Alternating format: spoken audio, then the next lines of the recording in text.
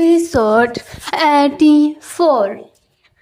अब तक हमने देखा प्रेम अदिति को परेशान करने के लिए उसे जानबूझकर मोटो कहता है, जिस पर अदिति चिढ़ जाती है और रूम से बाहर चली जाती है। वहीं जब निशा उसे वहां देखती है तो वह गलत समझ लेती है कि उसका और प्रेम का झगड़ा हो गया है, इसलिए वह उसे समझाने लगती है, जिस पर उसे बताती है कि ऐसा कुछ नहीं है। जिसके बाद वह रूम में जाकर प्रेम को इग्नोर कर सीधे शावर लेने चली जाती है। वहीं प्रेम उसे ऐसे जाते देख बाद में बात करने का सोच नीचे हॉल में चला जाता है, जहां मिस्टर एंड मिसेस कपूर बैठकर बातें कर रहे थे। वहीं अदिति तैयार होकर बाहर आती है तो वह सामने से आ रहे विवेक से टकरा जाती है। अब आगे अदिति रूम से बाहर निकल आगे जा ही रही होती है कि वह सामने से आ रहे विवेक से टकरा जाती है।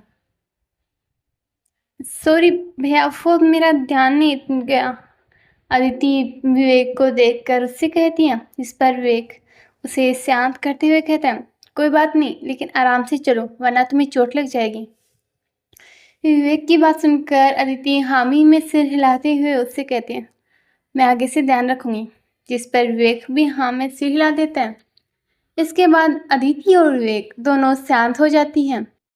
अदिति देखती है कि विवेक कुछ कहना चाहता है लेकिन कह नहीं पा रहा, जिस पर वह कहती है, क्या हुआ भैया, आपको कुछ कहना है? अदिति की बात सुन विवेक कुछ सोचते हुए एक गहरी सांस लेकर कहता है, हाँ, वो तुमसे कुछ बात करनी थी। विवेक की बात सुन अदिति उसे कहने का कहते हुए कहती है, कहिए ना भैया, क्या कहना है आपको? अदिति की रजामंदी मिलने पर विवेक उसकी तरफ एक नज़र देख कहता है, अदिति, मैं तुम्हारी लाइफ में दखल नहीं देना चाहता, लेकिन फिर भी मैं तुमसे कुछ पूछना चाहता हूँ कि मैंने तुम्हें हमेशा अपनी बहन माना है, इसलिए मैं बस तुमसे कुछ पूछना चाहता हूँ, अगर तुम्हें बुरा ना लगे तो। विवेक अपनी बात अधूरी छोड़कर अदिति की तरफ देखने लगता है। वही अदिति विवेक की बात सुन उसको हामी में सिर हिलाते हुए कहती है, भैया, आपको जो पूछना है बेझिझक पूछिए, पर मुझसे इस तरह रिक्वेस्ट मत कीजिए प्लीज़, क्योंकि इतना तो मैं आपको जानती हूँ कि आप कभी भी मेरा बुरा नहीं सोचेंगे। अदिति की ये बात विवेक को काफ़ी अच्छी लगती है और वह उससे कहता है, मुझ पर इतना यकीन करने के लिए शुक्रिया, और अब मुझ पर उतना ही यकीन करो और करके प्लीज़ मुझे सच बताना, क्या तुम इस शादी से खुश हो? अदिति विवेक का सवाल सुनकर एकटक उसे देखती है लेकिन कुछ कहती नहीं, जिस पर विवेक आगे कहता है, देखो अदिति, मुझे पता है तुम्हारी शादी किन हालातों में हुई है और क्यों हुई है, लेकिन अभी हम उस बारे में बात नहीं करते। मुझे सिर्फ इतना जानना है कि क्या तुम इस शादी से खुश हो? क्या तुम इस शादी में रहना चाहती हो? क्या तुम प्रेम को पसंद करती हो? क्या तुम उसे अपना हस्बैंड मानती हो?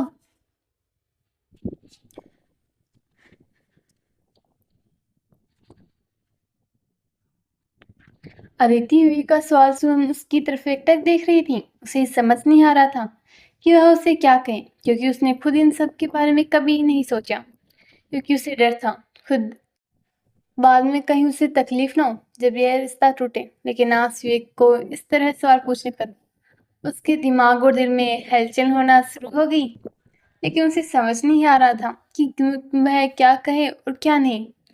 जिन सवालों से वह इतने टाइम से बचने की कोशिश कर रही थी, आज वही सवाल उसके सामने से अचानक से आ गए थे। ऐसे में क्या कहना है और क्या नहीं, ये समझना उसके लिए मुश्किल हो रहा था।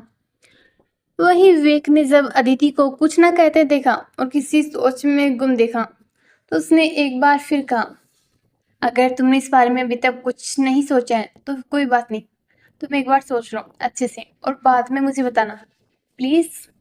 और मैं तुमसे वादा करता हूँ, तुम्हारा जो भी फैसला होगा मैं उसमें तुम्हारा साथ दूंगा हमेशा, इसलिए मुझ पर यकीन करना, करोगी ना?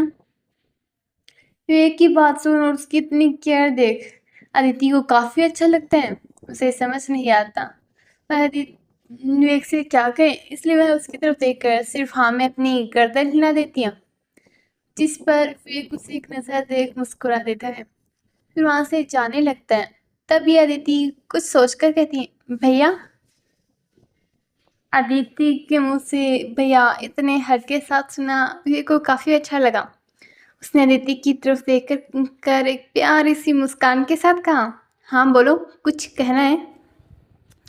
विवेक की बात पर अदिति उससे कहती है, हाँ वो आज जो भी हुआ उसके लिए सॉरी। अदिति की बात सुन के विवेक समझ जाता है कि उसके दिमाग में क्या चल रहा है, इसलिए वह उसे देखकर कहता है, तुम्हें सॉरी कहने या बुरा फील करने की कोई ज़रूरत नहीं है, इसमें तुम्हारी कोई गलती नहीं है। विवेक की बात सुनकर अदिति उसकी तरफ देखकर कहती है, तो क्या आज आप जो भी हुआ उसके लिए मुझसे नाराज़ नहीं हो? अदिति की बात सुनकर विवेक के चेहरे पर मुस्कुराहट आ जाती है और वो उससे कहता है, नहीं, क्योंकि इसमें तुम्हारी कोई गलती नहीं है।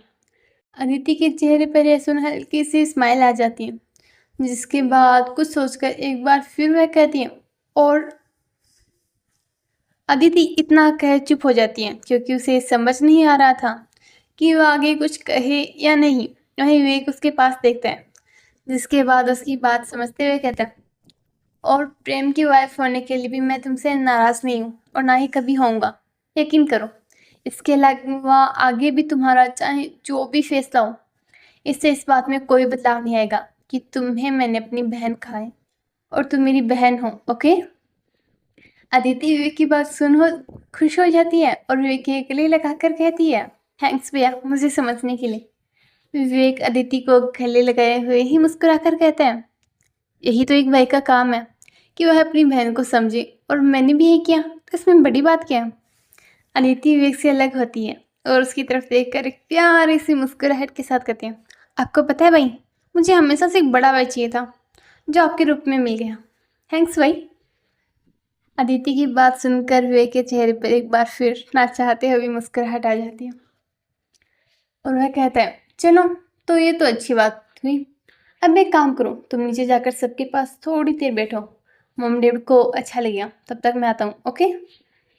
विवेक की बात पर अदिति भी अपना सर हाँ में लाते हुए कहती है, ओके भाई। इसके बाद विवेक अदिति की तरफ देखकर स्माइल करता है, जिसके बाद वह वहाँ से चला जाता है। वहीं अदिति भी वहाँ से सबके पास चली जाती है, जिसके बाद एक पिलर के पीछे खड़ा प्रेम वहाँ से निकलकर बाहर आता है, जो ना जाने वहाँ कब से खड़ा था। वह जगह अदिति और विवेक जहाँ खड़े थे वहाँ से ज़्यादा दूर नहीं थी, इसलिए वहाँ से सब कुछ आसानी से देखा और सुना जा सकता था। है डियर लिसनर्स, कैसा लगा आपको आज का पाठ? ज़रूर बताएगा। और आपको क्या लगता है, क्या सुना होगा प्रेम ने और क्या नहीं?